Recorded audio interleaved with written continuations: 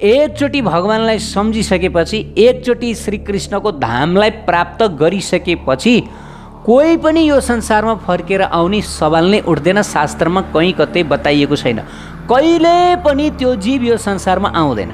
यदि कृष्णलाई प्राप्त गरेर, उहाँको त्यो दिव्य धामलाई प्राप्त गरेर पनि कोही जीव त्यहाँबाट यो संसारमा फर्कन्छ भनेदेखि भगवानले यहाँ भगवत गीतामा बताउनु भएको यो जुन उपदेश छ कि मेरो धाममा जो जान्छ ऊ कहिल्यै फर्केर आउँदैन भन्ने, यो त गलत हुने भयो। यो होइन कि अरब अरब अरब अरब वर्षपछि आउला, कसैले यो पनि भन्ने गर्नुहुन्छ हो। कहिले भनेको चाहिँ के हो भन्दाखेरि धेरै लामो समयसम्म धाममा रहन्छ र फेरि फर्केर आउँछ। यसको मतलब अरब अरब अरब अरब कति कति कति अब करोड करोड ब्रह्माजीहरूको मृत्यु भइसकेपछि ऊ यहाँ आउन सक्छ, यो पनि होइन, यो पनि गलत सिद्धान्त हो। ऊ कहिल्यै आउँदैन, कहिल्यै आउँदैन भनिएको छ। जीव श्रीकृष्णको नित्य दास हो। आफ्नो कर्तव्य नित्य कृष्ण दासत्वलाई त्यागेर जब उसले माइक उपाधिलाई अङ्गीकार गरेर मायाको दासत्वलाई स्वीकार गर्दछ तब ऊ त्रितापद्वारा पीडित बन्दछ। त्रिताप भनेको देह एवं इन्द्रिय जनित तापहरू हुन् र जीव देह एवं इन्द्रिय जनित तापहरूबाट पर रहन्छ। अर्थात् हाम्रो जीवात्माको अलिकति पनि स्पर्श पनि हुँदैन यी त्रितापहरूसँग, तर पनि हामी पीडित भइरहेका छौँ। यो बडा आश्चर्यको कुरा हो। तर जीवले आफूले आफूलाई देह एवं इन्द्रिय मानेका कारण, यही अभिनिवेशका कारण नै त्रितापको ज्वाला उसले भोग्दछ। यद्यपि हाम्रो जीवात्माको यो शरीरसँग पनि कुनै सम्बन्ध छैन, स्पर्श पनि छैन, इन्द्रियहरूसँग पनि कुनै स्पर्श छैन, सम्बन्ध नै छैन भनेदेखि अब कसरी आत्माले दुःख पाउँछ शरीरको कारणले गर्दा भन्ने यहाँ प्रश्न उठ्नु स्वाभाविक हो। त यहाँ चैतन्य चरितामृतको पायरमा बडा सुन्दर तरिकाले टीका दिइएको छ कि जीवात्माले आफूले आफैलाई अज्ञानतावश म शरीर हो भनेर सोच्दछ, म इन्द्रियहरू हुँ भनेर सोच्दछ। अनि यो शरीरका जति पनि त्रितापहरू छन्, यी सम्पूर्ण त्रितापहरू, यी सम्पूर्ण कष्ट पीडाहरू उसले भोग्दछ। केवल मिथ्या अहङ्कारवश म यो शरीर हुँ, म यो इन्द्रिय हुँ भन्ने भावना लिएको कारणले गर्दाखेरि। तर यो केवल मिथ्या अभिमान हो। यो जीवको अर्थात् यो आत्माको यो शरीरसँग कुनै पनि किसिमको सम्बन्ध छैन, स्पर्श पनि छैन। केवल यहाँ मिथ्या अहङ्कारको कारण मात्रै जीवले आफूले आफूलाई संसारदेखि सुखी दुखी भएको ठान्दछ, कहिले सुखी कहिले दुखी। यथार्थवाद जीवात्माको यो संसारमा न सुख छ न दुःख छ। अब अगाडि जाउँ। पायर नम्बर 104 मा भनिएको छ कि श्रीकृष्णलाई भुल्नाले नै जीव अनादि बहिर्मुख भयो। यसबाट यो पनि बुझ्न सकिन्छ कि जीवलाई पहिले कुनै समय कृष्ण स्मृति थियो, पछि कृष्ण विस्मृति भयो। यस्तो विचार शास्त्र सङ्गत छैन। कारण यो हो कि प्रथमतः अनादि बहिर्मुखताको कारण कृष्ण विस्मृति भएको हो र जब बहिर्मुखता नै अनादि भनिएको छ भने त्यहाँ कृष्ण विस्मृति पनि अनादि नै हो। अब यहाँ चैतन्य चरितामृतको 104 नम्बरको पायरमा बताइएको छ, कृष्ण भुली सेही जीव अनादि बहिर्मुख अतएव माया तारिदेय संसारे दुःख। कृष्णलाई भुलेको कारणले गर्दाखेरि नै संसारमा हामी जीवहरू अनादिकालदेखि बहिर्मुख छौँ। अब यहाँ प्रश्न उठ्दछ, भनेपछि त कुनै समय हामीहरूलाई कृष्ण स्मृति थियो होला नि, कृष्ण स्मृति थियो होला, तर हामीले पछि भुल्यौँ।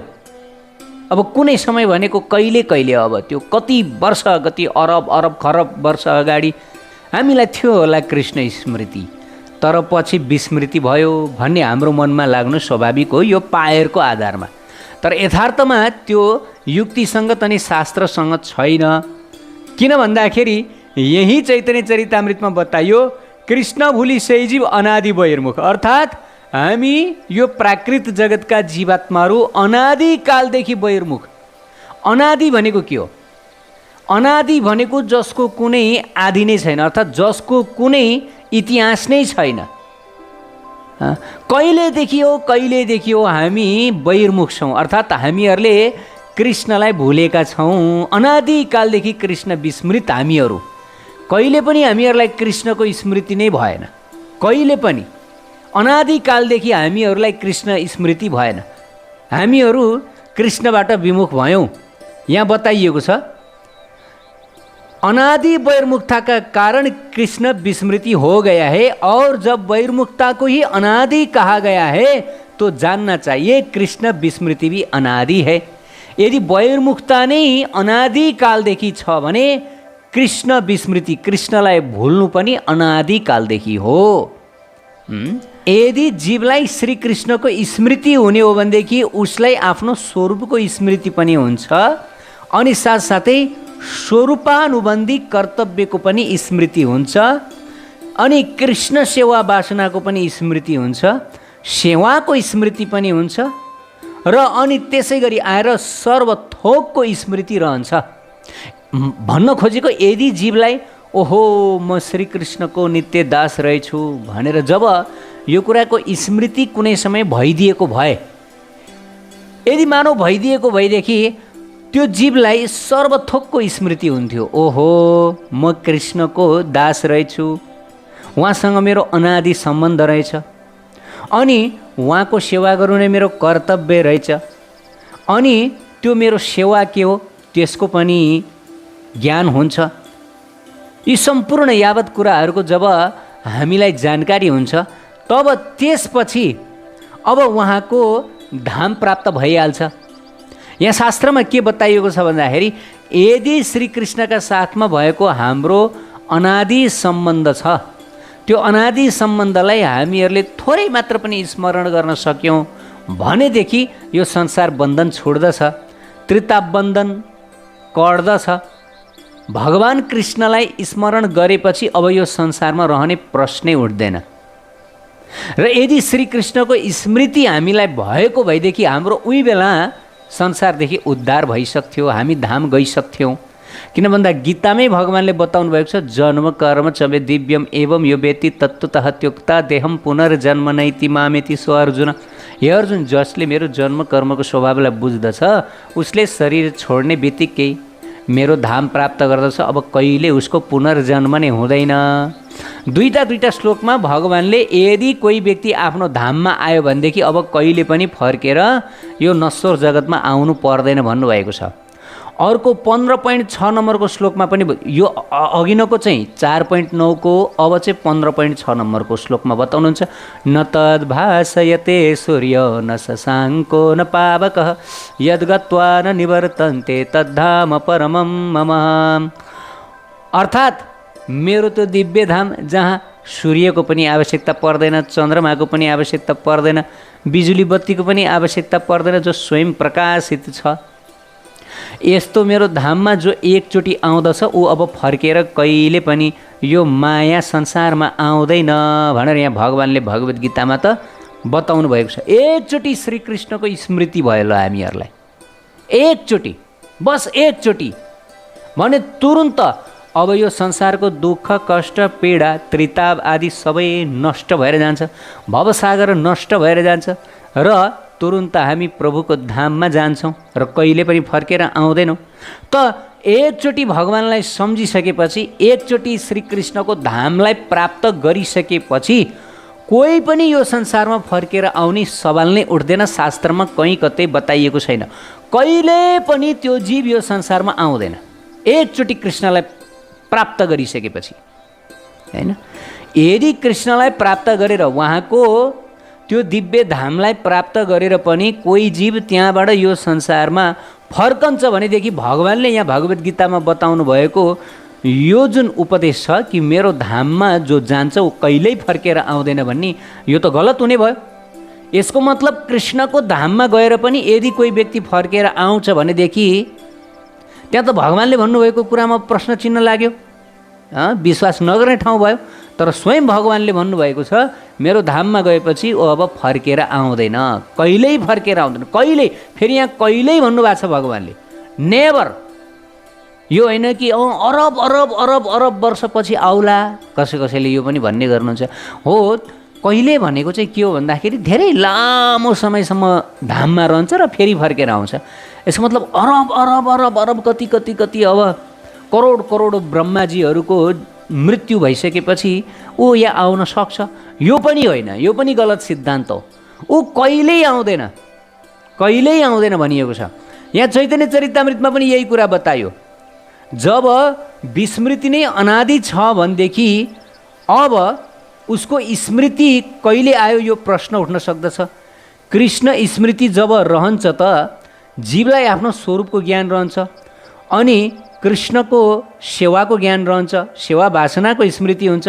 तब यी सब कुरा जीवात्माले जब प्राप्त गर्दछ, कृष्ण सेवामा लाग्दछ, कृष्ण भक्तिमा लाग्दछ र अनि धाम प्राप्त गर्दछ, ऊ त धाममा जान्छ। अनि त्यसपछि के हुन्छ? तब ऊ कहिले फर्केर आउँदैन, कहिल्यै फर्केर आउँदैन। अब कसैले यस्तो तर्क पनि गर्नुहुन्छ कि हामी जीव कुनै समय कृष्णको धाममै थियौँ, तर कुनै एक समय के भयो बुद्धि नष्ट भयो, हामीले कृष्णबाट आफ्नो मुन्टो फर्कायौँ र हामीले माया जगतलाई रोज्यौँ र यहाँ आउन बाध्य भयौँ। अर्थात् श्रीकृष्णले हामीहरूलाई यो माया जगतमा लखेटिदिनु भयो भन्ने यस्तो तर्क पनि काहीँ आउने गर्दछ। तर यथार्थमा यो तर्क पनि शास्त्र सम्मत छैन। किन भन्दा यहाँ बताइएको छ, जब एक पटक पनि कृष्णको धाम प्राप्ति हुन्छ तब त्यहाँबाट अन्यत्र जाने कुनै प्रश्न नै उठ्दैन। यद गत्वा न निवर्तन्ते तद्धाम परमम मम, स्वयं भगवानले यस्तो भन्नुभएको छ गीतामा। एकचोटि पनि श्रीकृष्णको धाममा गइसकेपछि त्यहाँबाट अन्यत्र जाने प्रश्नै उठ्दैन, यो सम्भावना नै छैन। बुद्धि बिग्रने अथवा कृष्णबाट बहिर्मुख हुने, बहिर्मुख भनेको कृष्णबाट मुन्टो फर्काउने। कसैले त भन्ने गर्नुहुन्छ राधा कृष्णप्रति उसले विद्रोह गर्यो धाममा रहेर, अनि अब उसलाई धाममा राख्नको लागि ठिक भएन, अनि अब उसलाई यो माया जगतमा झारियो भन्ने यस्तो किसिमको अशास्त्रीय तर्कहरू पनि हामीहरूले सुन्न सक्दछौँ। तर यी सब तर्कहरूलाई चैतन्य चरितामृतमा अशास्त्रीय भनेको छ। किन भन्दाखेरि जीव एकचोटि पनि कृष्णको धाममा जान्छ भनेदेखि अब त्यहाँबाट आउनु सम्भव छैन छैन छैन, यो सोच्न पनि सकिन्न। उसमा बहिर्मुखताको भाव आउँदा पनि आउँदैन। अब उसले श्रीकृष्णलाई भुल्न पनि सक्दैन। अब उसले श्रीकृष्णको चरणमा अपराध पनि गर्न सक्दैन। अब ऊ त्यहाँ विद्रोही पनि हुन सक्दैन। ऊ त श्रीकृष्णको प्रेमी बन्दछ र श्रीकृष्णको नित्य सेवामा लाग्दछ भनेर यहाँ यस प्रकार चैतन्य चरितामृतमा बताइयो।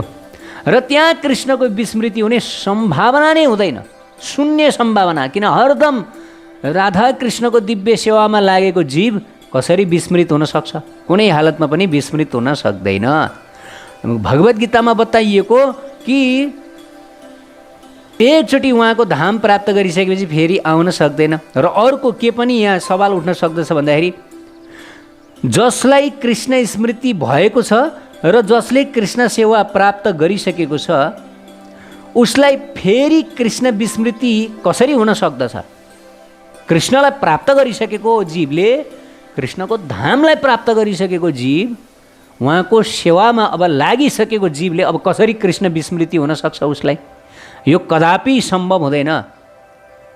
ऊ स्वरूप शक्तिको कृपा पात्र भइसकेको छ। कृष्ण विस्मृतिको कारण जुन माया हो, ऊ स्वरूप शक्तिको निकट अलिकति पनि रहन सक्दिनन्, टिक्न पनि सक्दिनन् भनिएको छ। अर्थात् कृष्णको अन्तरङ्ग शक्ति स्वरूप शक्ति भनिन्छ। तीन किसिमको कृष्णको शक्ति छ, एक स्वरूप शक्ति, अर्को जीव शक्ति र अर्को माया शक्ति। तीन शक्ति। अब श्रीकृष्णको जुन धाममा हुने जति पनि शक्तिहरू छ, ती सम्पूर्ण शक्तिहरू स्वरूप शक्ति अन्तर्गत पर्दछन्। जस्तै आह्लादिनी शक्ति, सन्धिनी शक्ति, संवित शक्ति, यी जति पनि स्वरूप शक्तिमै पर्दछन्। अर्थात् अन्तरङ्ग शक्ति कृष्णको स्वरूप शक्ति। अर्को जीव शक्ति। जीव शक्ति भनेको हामी तटस्थ जीव, अर्थात् अनादिकालदेखि बहिर्मुख भएका जीवहरू। कहिले पनि हामीलाई कृष्ण स्मृति भएन। अनादिकालदेखि हामी यही भौतिक संसारमा कहिले हामी माथि स्वर्ग जाने, कहिले हामी नरक जाने, कहिले 14 लोक त्रिभुवन काट्ने, कहिले कुन ब्रह्माण्ड जाने, कहिले कुन ब्रह्माण्ड जाने, कहिले भगवान गर्भतका साई विष्णुको शरीरभित्र मर्ज हुने, प्रवेश गर्ने विशेष प्रलयको समयमा यस्तो हुन्छ, र कहिले समग्र प्रलयमा हामी कारण सागरमा गएर कारणोदका साई भगवान विष्णुको शरीरमा मर्ज हुने, लीन हुने र फेरि हाम्रो उत्पत्ति हुने। अब यो कहिलेबाट चलिरहेको छ थाहा छैन, यसको कुनै गणना गर्न सकिन्न। हाम्रो बहिर्मुखताको इतिहास कति पुरानो छ त्यो थाहा छैन, होइन? त यहाँ यही बताइयो, स्वरूप शक्ति अर्थात् श्रीकृष्णको स्वरूप शक्तिको अगाडि यो बहिरङ्गा माया शक्ति टिक्न पनि सक्दिनन्। उनी थरथर काँपिहाल्छिन्, अलिकति पनि स्पर्श पनि छैन। अब कसरी कृष्णको विस्मृति हुन सक्छ? जब व्यक्तिले एकचोटि, जब जीवात्माको एकचोटि स्वरूप शक्ति, यो श्रीकृष्णको स्वरूप शक्तिसँग अब समागम भइसकेको छ, स्वरूप शक्तिमा प्रवेश भइसकेको छ भने अब मायाले त्यो जीवलाई असर गर्न सक्दिनन्। अनि अब त्यो जीवलाई जसले स्वरूप शक्ति प्राप्त गरिसकेको छ, श्रीकृष्णको धाम प्राप्त गरिसकेको छ, राधा कृष्णको लीलामा जो प्रवेश गरिसकेको छ, अब उसलाई कहिले पनि विस्मृति हुँदैन। विशेषतः कृष्ण सेवापरायण भक्त जब सालोक्य आदि 5 प्रकारका मुक्तिहरूलाई त त्यागिदिनुहुन्छ भनेदेखि अब मायाजनित कुराहरूलाई कसरी स्वीकार गर्न सक्नुहुन्छ? श्रीकृष्णको धाममा रहनुभएका जो धामवासीहरू हुनुहुन्छ, श्रीकृष्णका जो नित्य पार्षदहरू हुनुहुन्छ, सर्वप्रथम यो बुझ्नु पर्यो कि जीव 2 किसिमका छन्, एक नित्यमुक्त, अर्को नित्यबद्ध। हामीहरू नित्यबद्ध, यो भौतिक संसारमा रहेका तमाम जीवहरू, स्वर्गलोकका तमाम देवताहरू पनि नित्यबद्ध अर्थात् भौतिक संसारमा त्रिगुणमै बाँधिएका, जन्म मरणकै चक्रमा बाँधिएका, यो भौतिक प्रकृतिका त्रितापहरूद्वारा हरदम सताइरहने जीवहरूमा हामी पर्दछौँ। नित्यबद्ध अर्थात् मायामा बाँधिएका अनादिकालदेखि। त अर्का एक किसिमका जीवहरू छन् जो नित्यमुक्त, कहिल्यै यो मायामा नआउने जीवहरूलाई नित्यमुक्त भनिन्छ। जो श्रीकृष्णको धाममा, गोलोक वृन्दावनमा वा वैकुण्ठमा जो जीवहरू भगवत पार्षद भएर बस्नुभएको छ अनादिकालदेखि, उहाँहरू कहिले पनि यहाँ आउनुहुन्न, कहिले पनि यो माया जगतमा आउनु नै होइन, कहिले कदापि आउनुहुन्न, कदापि। अनादिकालदेखि उहाँहरू त्यहीँ हुनुहुन्छ र त्यहीँ रहनुहुन्छ, कहिले पनि यहाँ आउनुहुन्न। त अब यहाँ प्रश्न उठ्न सक्दछ, अब जो हामी नित्यबद्ध जीवहरू छौँ, जो अनादिकालदेखि यहीँ छौँ, अनादिकालदेखि यो माया जगतमा छौँ, कि अब हामी पनि जब भक्ति गरेर राधा कृष्णको धाममा जान्छौँ कि अब हामी पनि नित्यमुक्त बन्छौँ? त शास्त्रमा बताइएको छ, स्वयं श्रीकृष्ण बताउनुहुन्छ, त्योक्ता देहम पुनर्जन्म नैति मामेति सो अर्जुन न निवर्तन्ते तद्धाम परमम मम।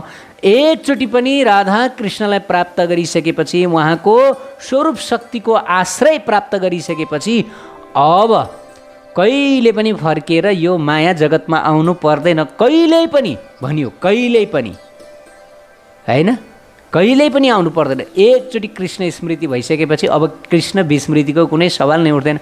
अब त्यो जीवात्मा नित्य मुक्त आत्मा जस्तै भगवत सेवामा आनन्दले लागिरहन्छ, सच्चिदानन्द जीवनको उपभोग गर्दछ अनादिकालको लागि, अनादिको लागि। अब ऊ अनादिमुक्त भयो, अब अनादिबद्ध थियौँ हामी, अनादिकालदेखि बाँधिएका थियौँ माया जगतमा, अब अनादिमुक्त भयौँ, अनादि, अब सधैँभरिका लागि मुक्त भयौँ, होइन?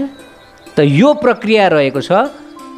नित्यबद्ध जीवले पनि नित्य मुक्तिको स्तर प्राप्त गर्न सक्दछ। तर त्यसको लागि भनेदेखि अब यहाँ प्रश्न उठ्न सक्दछ, भनेपछि त जीवमाथि त खुब अन्याय भएको रहेछ। यथार्थमा जीवमाथि केही अन्याय भएको होइन, अनादिकालदेखि जीव कुनै कारणवश कृष्णबाट बहिर्मुख भयो, अनादिकालदेखि कुनै कारणवश। अब त्यो कारण शास्त्रमा यही हो भनेर खुलाइएको छैन, तर कुनै कारणवश अनादिकालदेखि हामी जीवात्मा कृष्णलाई भुलेर टाढा भयौँ। तर अब यो स्मृति कहिले आउँछ त? यहाँ चैतन्य चरितामृतमा यही कुरा बताइयो।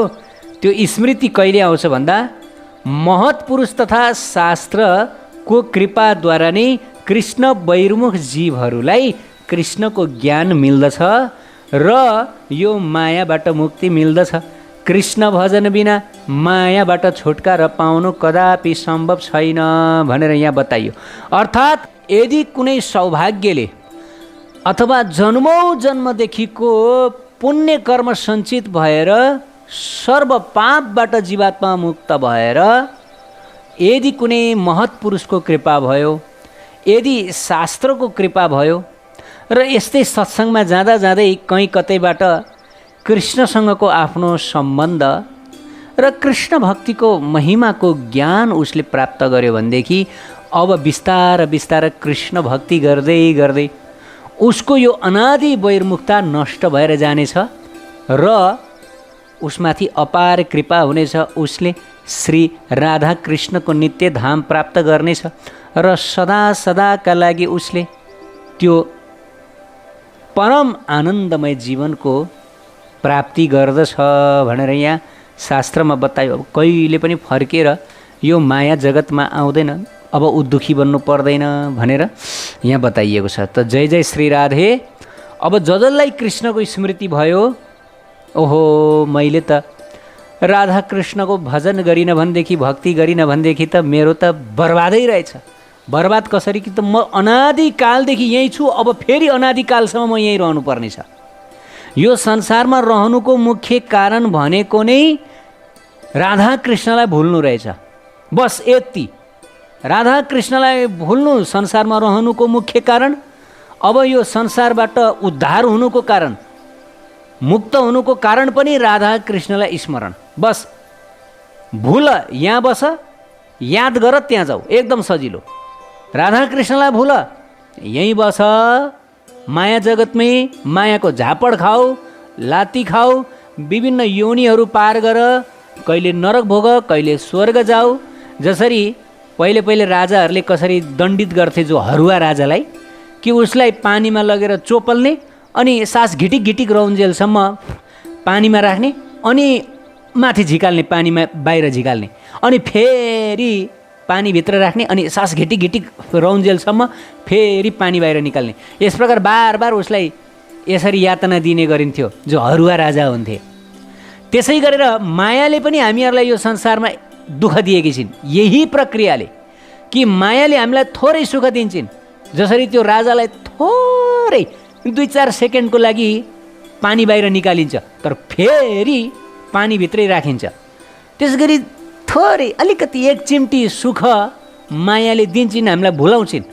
हेर हेर बाबु स्वर्ग हेर, हेर हेर संसारमा कति रमाइलो, कति आन शब्द स्पर्श रूप रस गन्ध। मायाले जब यस प्रकार हामीहरूलाई थोरै संसार सुख त दिन्छन्, नदिने होइन, स्वर्गको सुखको प्रलोभन देखाउँछिन्। कहिले यो संसारका विभिन्न सुखहरू छन् नि, शरीर सुख, इन्द्रिय सुख, मिठो मिठो खाने लाउने आदि सुख, यो सुखै हुन्, तर यसको पछाडि भयानक दुःखहरू छ। जसरी त्यो राजालाई 2-4 सेकेन्डको लागि पानीमाथि झिक्दाखेरि उसलाई एकदम आनन्द भएको अनुभव हुन्छ, तर फेरि ऊ पानीभित्रै जाँदाखेरि अब उसलाई कति पीडा हुन्छ। त्यसै गरेर चैतन्य चरितामृतमा यहाँ बताइयो, जीवले अनादिकालदेखि अनन्त दुःख पाइरहेको छ यो माया जगतमा। मायाले उसलाई यति गोदिरहेकी छिन्, यति दुःख, यति कष्ट, यति पीडा, यति त्रिताप, यति यातना, तर पनि जीवले थोरै यो संसारमा त्यो इन्द्रियजन्य सुख प्राप्तको लागि उसले त्यो अनन्त दुःख कष्टलाई पनि स्वीकार गरेको छ। यद्यपि ऊ चाह्यो भनेदेखि अनन्त सुख, अनन्त आनन्द, राधा कृष्ण प्राप्ति, जुन अनन्त अनन्त अनन्त आनन्दको सागर हो, त्यो प्राप्त गर्न सक्दछ।